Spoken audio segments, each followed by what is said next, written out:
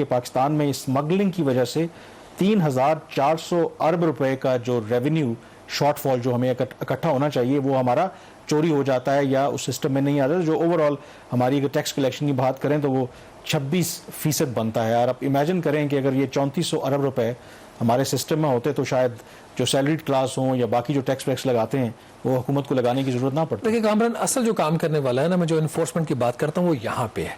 देखिए ये बड़ी ही एक अलार्मिंग स्टडी है और ये बहुत ही बड़ा फिगर है। इससे पहले इतना बड़ा फिगर 3400 अरब रुपए का tax loss because of smuggling and illicit trade. Smuggling एक उसके साथ जो इलिसिट ट्रेड है वो भी शामिल है।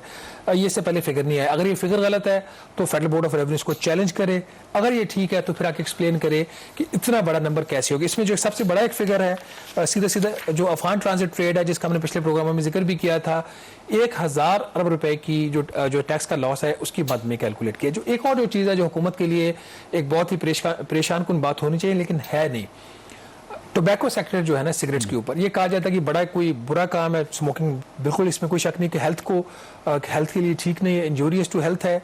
उसके ऊपर उन्होंने फेडरल एक्साइज ड्यूटीज के रेट जो थे वो 150% तक बढ़ा दिए। तो उसका नतीजा क्या निकला कि सवाए 2 बड़े ब्रांड्स के सिगरेट्स के जो मल्टीनेशनल कंपनीज पाकिस्तान में सेल करती हैं वो उनके ऊपर तो टैक्स का बर्डन बढ़ गया। उनका जो शेयर था टोटल सिगरेट सेल्स में वो कम हो गया। और फायदा किसको हुआ? जो यहाँ पे अनरजिस्टर्ड लोकल ब्रांड्स थे, उनकी जो काउंटरफेट सिगरेट्स थे उसका शेयर, मार्केट शेयर जो था वो तकरीबन 30% या 36% से बढ़कर 30% से बढ़कर 54% तक हो गया। और टैक्स लॉस को 300 अरब रुपए का। Same is true for oil.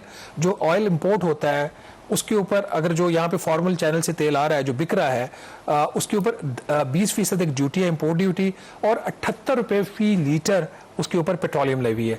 आप ईरान से तेल को स्मगल करें, ये ड्यूटीज टैक्सेस बचाएं और वो जो आप उसको आप सस्ती प्राइस पे आगे बेचें। और उसमें हमने एक दफ़ा खबर भी की थी 100 रुपए तक 150 रुपए फी लीटर तक लोगों ने प्रॉफिट कमाया स्मगलिंग करके ईरान से तेल की और केमिकल की मद में।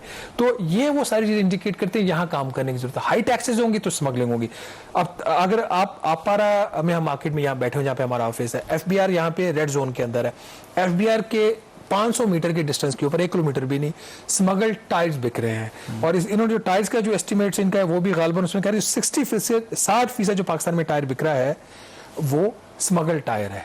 60% ऑफ द टोटल टायर, और 106 अरब रुपया उसका रेवेन्यू लॉस है।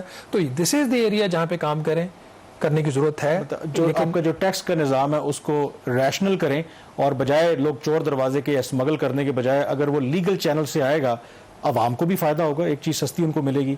और दूसरा ये है कि गवर्नमेंट की जो टैक्स कलेक्शन है उसमें भी इजाफा होगा। टैक्स पॉलिसी में मजीद इजाफा की गुंजाइश करने की गुंजाइश नहीं है। लोगों पे टैक्सों का बोझ ना डालें, बजट में इधर काम करें। बिल्कुल। बहरहाल प्रोग्राम द रिव्यू से इतना ही। कामरान यूसुफ और शहबाज राना को आप इजाजत दीजिए। अल्लाह हाफिज।